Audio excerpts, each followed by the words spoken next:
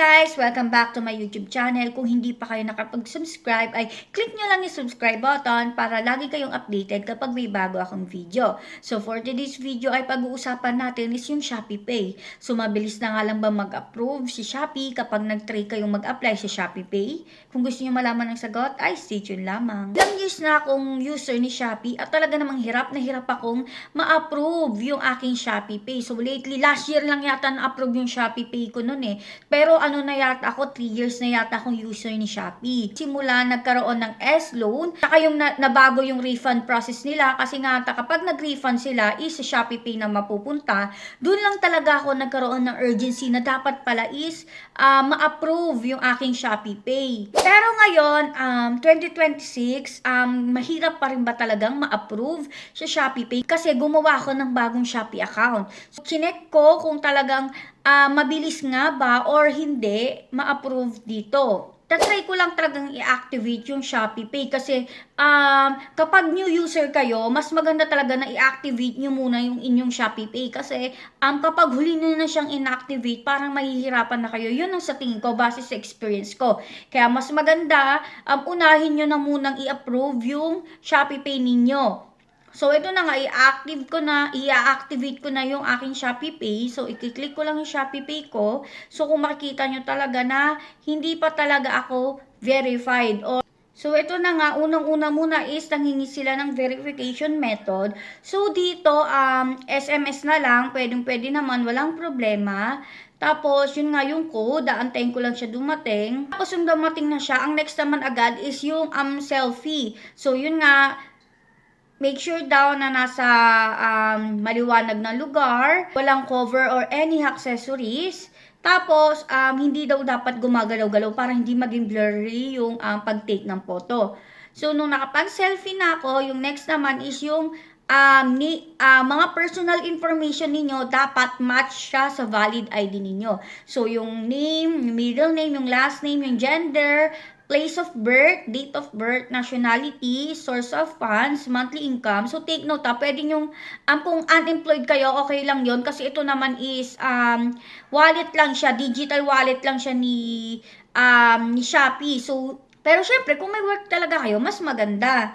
Tapos, ayan nga, yung dito sa address, sisiguraduhin nyo na dapat same yung address ninyo sa ID kahit na hindi kayo doon nakatira. Yun dapat ang sisiguraduhin ninyo kasi kapag hindi yan magkaiba yan or kasi kapag magkaiba yan is hindi ito ma-approve. Next nga is yung pag-take ng picture ng inyong ID. So dito kasi maganda, pwede na tayo mag-verify gamit lang yung ID number sa ating national ID. So, dito, pwede na tayong hindi mag-click ng picture ng mismong ID natin kung wala pa tayong digital, kung wala pa tayong mismong ID natin na national ID, pwede natin i-click yung ID number. Kita yung ID number, so ito yan, yung 16-digit na ID number kung PIL card or e-PIL ID, yung meron na kayo na mismong ID.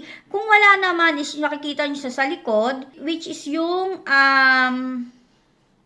yung digital national ID number 246, yung 6-digit na number. So, kahit ano doon yung ilagay ninyo ay ma-identify na agad ni Shopee kung kayo talaga yung nasa ID na yon, which is maganda kasi wala ka na talagang i-fill up pa. Pero kung wala pa kayong national ID, pwede nyo palitan yung ID type, which is ito nga, yung recommended nila is yung national ID or yung e-PIL ID, pwede rin UMID, driver's license, pero meron din namang mga other IDs like PhilHealth, passport, foreign passport, PRC, postal ID, SSS, National Bureau, NBI or ACR, AFD, GSIS ID, OFW ID, at yung sa Siemens book.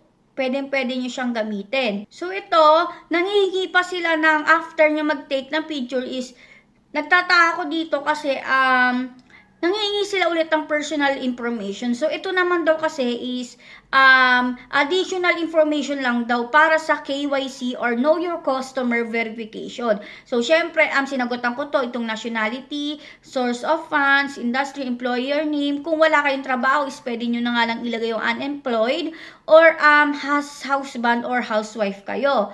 So, monthly income, depende na yun sa inyo. So, ito na, after ko lahat na fill upan itong mga ito, so akala ko talaga mag-aantay pa ako ng 1 week or 3 to 7 days kasi nga sabi, information submitted. We are reviewing your application. We will notify you once we are done verifying your information. Ay, minsan umaabot sila ng 3 to 1 weeks bago ma-verify. Pero pagulat ako kasi pag-click ko nung okay, ay talaga namang ID verification successful. So nagulat talaga ako kasi ang bilis lang talagang kapag kumpleto talaga yung binibigay nyo na information at tama at match sa ID ninyo,